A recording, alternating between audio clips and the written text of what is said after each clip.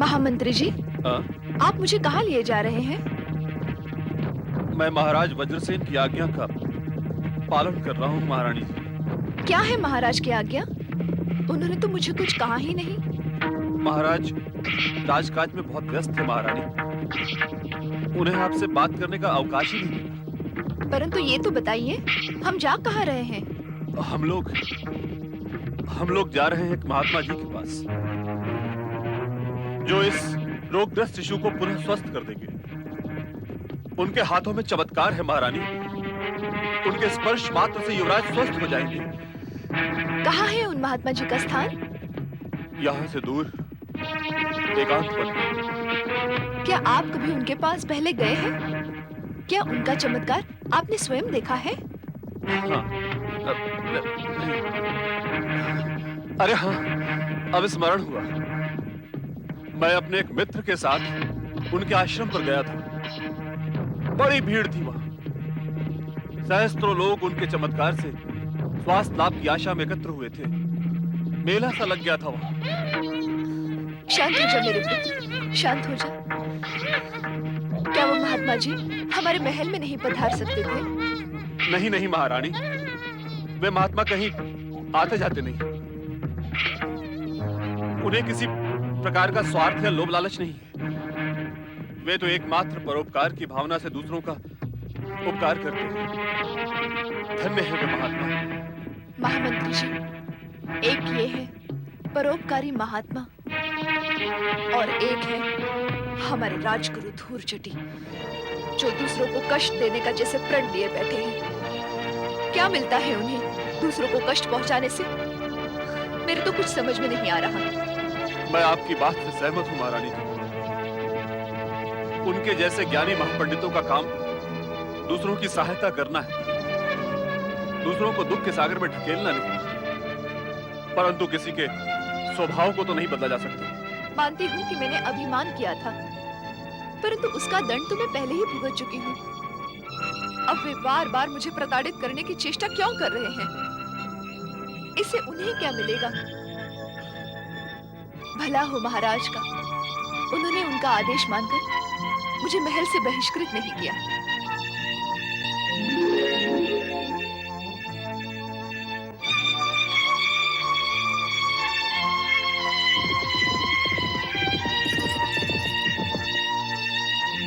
महात्मा जी का स्थान और कितनी दूर है? बस आ गया, वो सामने दिखाई दे रहा है। साथी, रथ रोक।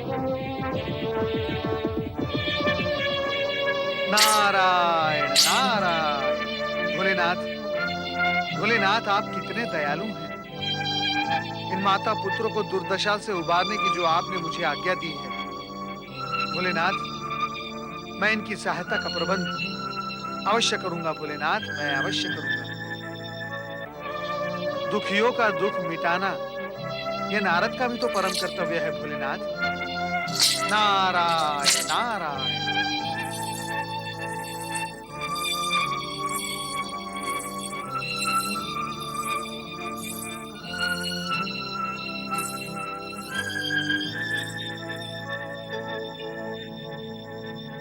महामंत्री जी, यहाँ तो कोई आश्रम नहीं दिखाई दे रहा। ये तो वन प्रदेश का शिवालय है।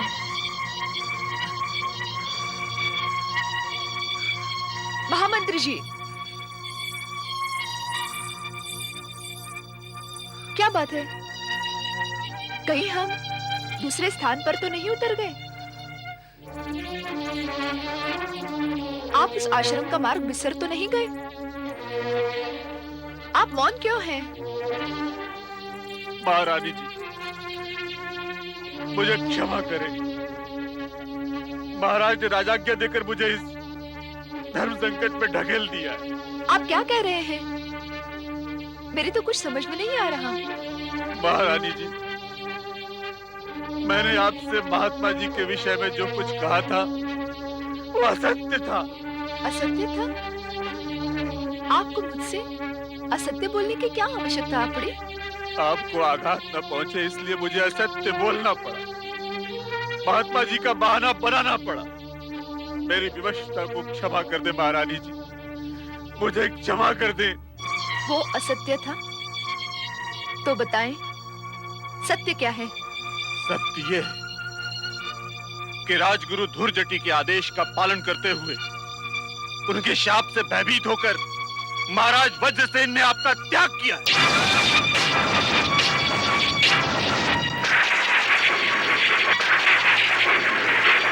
अपने राज्य से आपको बहिष्कृत किया है।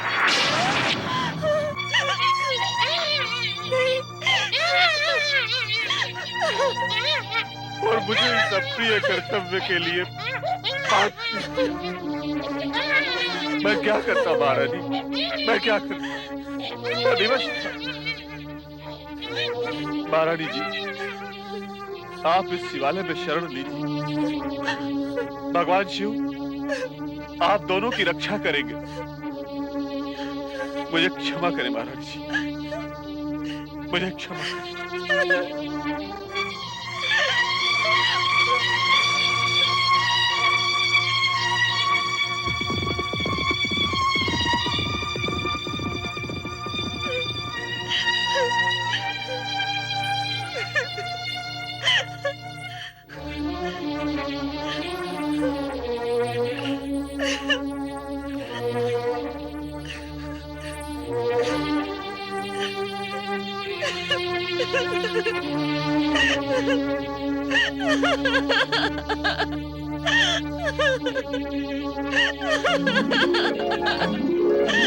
नारायण नारायण।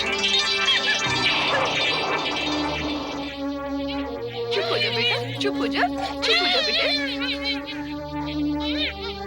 ओम नमः शिवाय। ओम नमः शिवाय। चुप हो जा बेटा, ना मत रो बेटा। नमः शिवाय। ना, ना, नमः शिवाय। मत रो बेटा, ना। हे शिव शंकर, मेरे बच्चे पर दया करो, मेरे बच्चे पर दया करो। घबराओ नहीं बहन। ओम नमः शिवाय इस महामंत्र का जाप करने से संसार के बड़े से बड़े कष्ट का अंत हो जाता है। किंतु आप कौन हैं? मैं बाल ब्रह्मचारी हूँ। मुझे तुम अपना भाई समझो। भगवान भोलेनाथ तुम्हारे सभी कष्टों का अंत करेंगे।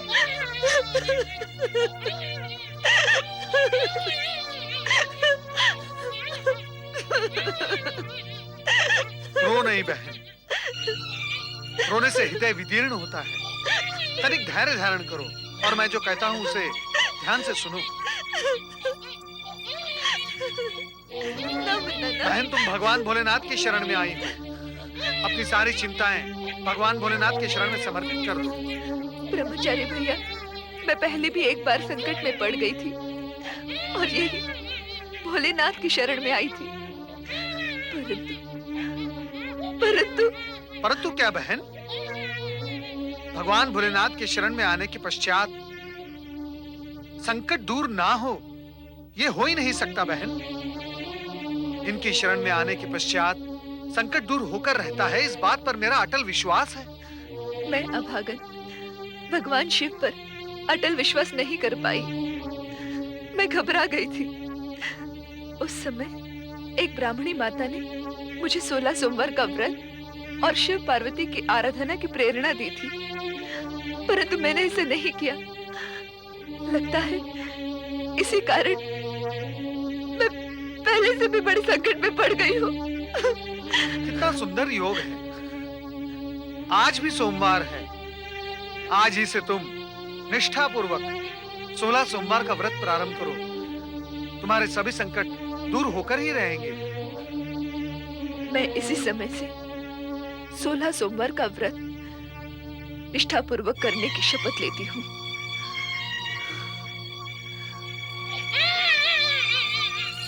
हे शिव शंकर, मेरे इस दुर्बल बालक पर दया करो, इसे शीघ्र ही स्वस्थ कर दो। बहन, क्या मैं ये पूछ सकता हूँ कि तुम कौन हो? किस संकट में पड़ गई हो? मेरी करुण कथा सुनकर क्या करोगे भैया?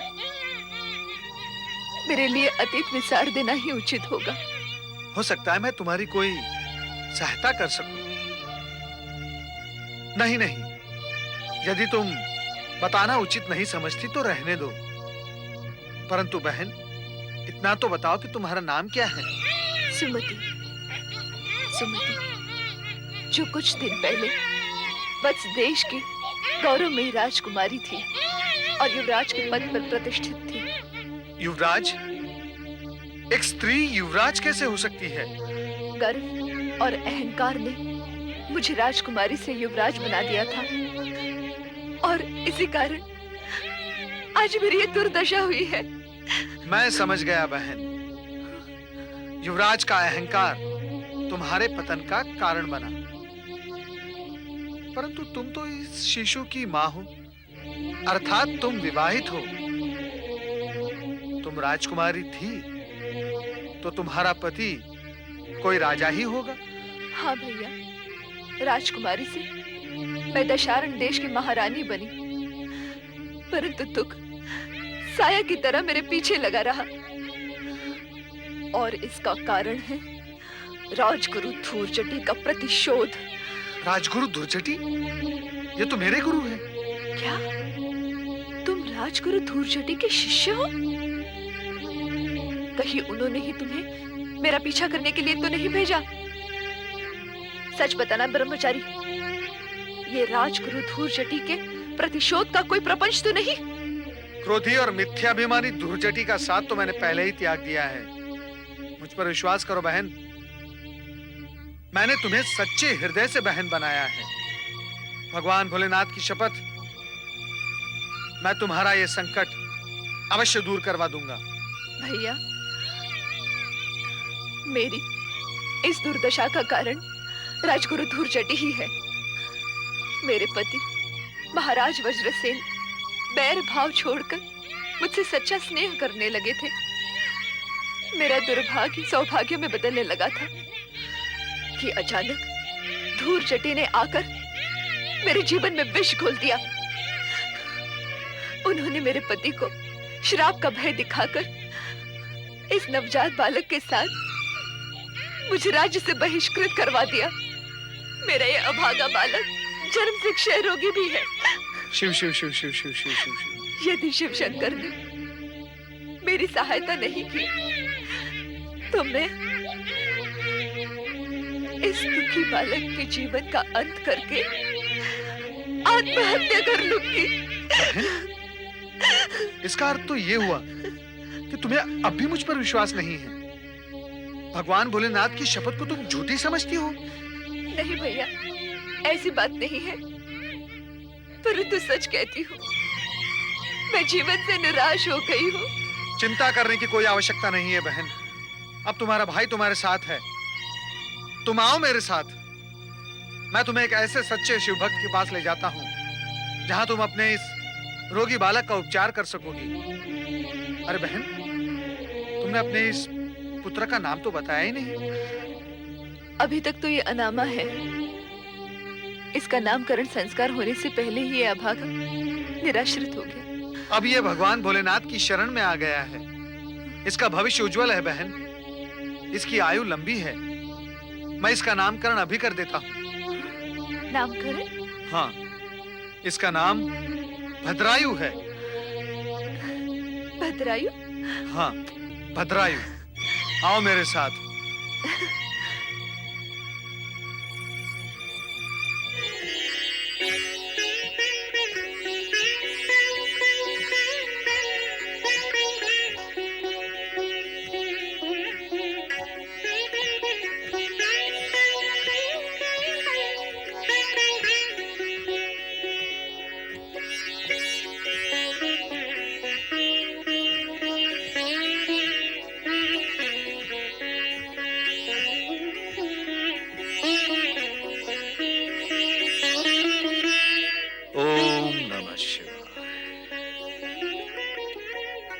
मुनीम जी, किसानों ने अनाज का भुगतान किया या नहीं?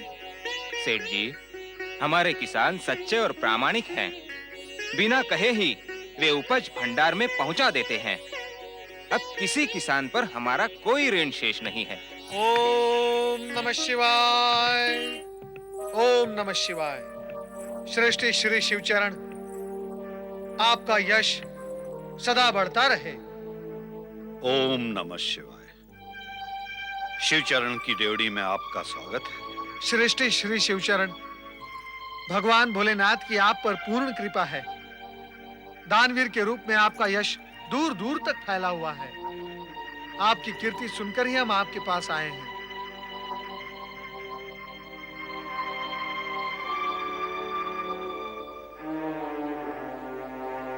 आप? मैं ब्रह्मचारी शिवनंदन, और यह है मेरी दुखियारी बहन सुमति। लगता है आप भी मेरी तरह शिव भक्त हैं। आप यहां से निराश होकर नहीं जाएंगे। कहिए, मैं क्या आपकी सहायता कर सकता हूं? मेरी इस दुखियारी बहन को कृपया आप अपने घर में आश्रय दें, क्योंकि मैं स्वयं एक गृहत्यागी ब्रह्मचारी हूं। इस विषय में जितनी आप सुमति की सहायता कर सकते हैं, उतनी मैं नहीं कर सकता।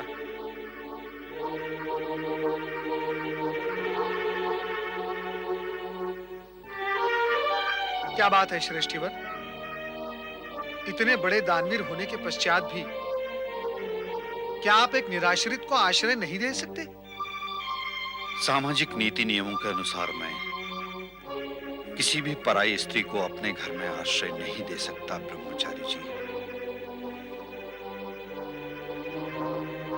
आप इनकी रहने की व्यवस्था कहीं और कर दीजिए। मैं अन्य किसी भी प्रकार की सहायता के लिए तत्पर हूं। मेरी कठिनाई आप समझ सकते हैं। श्रेष्ठी, आप हमारी आशाओं पर इस प्रकार घात कर इस बेचारी को दुख के सागर में न धकेलें। ये बेचारी तो आपके घर के किसी भी कोने में पड़ी रहेगी। मेरी भी कोई सामाजिक प्रतिष्ठा है ब्रह्मचारी जी, और उस प्रतिष्ठा के विरुद्ध मैं कोई भी कार्य नहीं कर सकता। और यदि मैं ऐसा करता हूं तो अन्य किसी की भी सहायता करने की स्थिति में मैं नहीं रह पाऊंगा। क्षमा कीजिए, क्षमा कीजिए। मैं इस कार्य में आपकी सहायता नहीं कर सकता।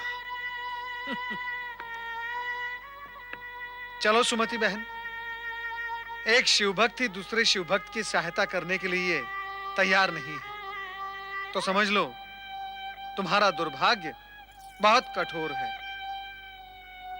ओम नमः शिवाय। एक उपाय है ब्रह्मचारी जी। वो क्या है? मेरी धर्मपत्नी इन्हें आश्रय देने के लिए सहमत हो जाए तो मैं आपकी बात मान सकता हूं। वो भी गर्भवती है और इस समय उसे किसी महिला सहायकर्ता की आवश्यकता है। चलिए मेरे साथ।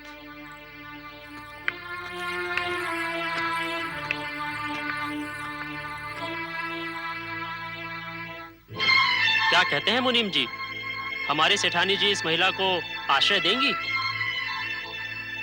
कदापि नहीं। क्या सेठानी जी की स्वभाव को तुम नहीं जानते? अरे भगवान, सुन रही हो? तनिक यहाँ तो आओ। क्या बात है? तुम्हें पता है ना कि इन दिनों उठने बैठने में मुझे कितना कष्ट होता है। अंदर आ जाओ। आइए, आइए। तनिक कष्ट उठाने का प्रयत्न करो भगवान। तुम्हारे लिए पुण्य का अवसर आया है। कौन है ये लोग? मैं हूं बाल ब्रह्मचारी शिवनंदन, और यह है मेरी दुखियारी बहन सुमति। कुछ ही समय पहले ये मां बनी है। तुम यदि अनुमति दो तो हम इस निराश्रित को अपने घर में आश्रय दे सकते हैं।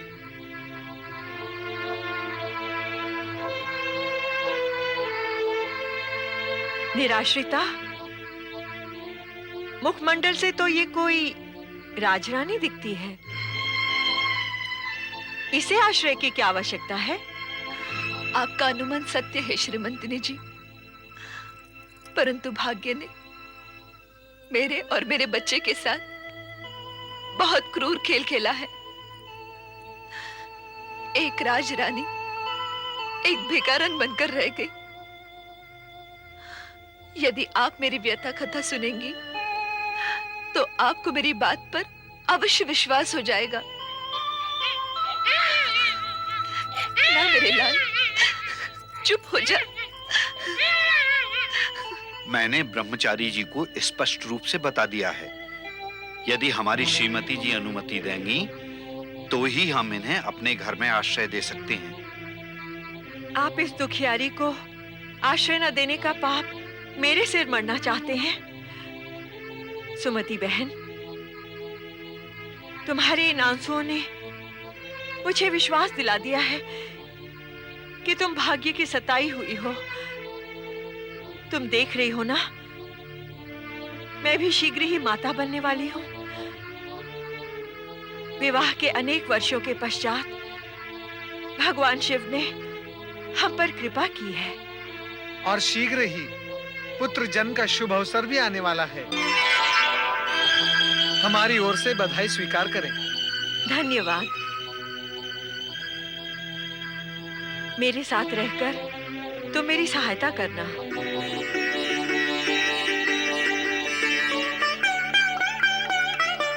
जानते हैं ब्रह्मचारी जी, हम पर भगवान शिव की कृपा 16 सोमवार का व्रत करने के पश्चात ही हुई है। हम दोनों ने भी व्रत रखा था। मेरी बहन ने भी इसी सोमवार से 16 सोमवार का व्रत प्रारंभ किया है। तब तो और भी प्रसन्नता की बात है। अब तुम्हारे सारे संकटों का अंत शीघ्र ही होगा। श्रेष्ठीवर, मैं आप दोनों का कृतज्ञ हूँ। अब मैं अपनी दुखियारी बहन सुमति और भांजे की चिंता से मुक्त हुआ हूँ। ओम नमः शिवाय। ओम नमः शिवाय। ब्रह्मचारी जी, सुमति बहन, मैं तुम्हें समय समय पर मिलता रहूंगा। अब तुम मुझे आज्ञा दो।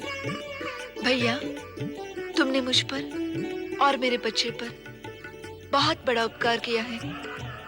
मैं ये उपकार जीवन भर नहीं भूल पाऊंगी। नहीं बहन, नहीं। ये उपकार तो भगवान भोलेनाथ के हैं। वे यदि मुझे तुम्हारे पास नहीं भेजते समय पर तो मैं क्या कर सकता था। ओम नमः शिवाय। ओम नमः शिवाय। सुमति बहन, अब तुम निश्चिंत हो जाओ। आओ बहन।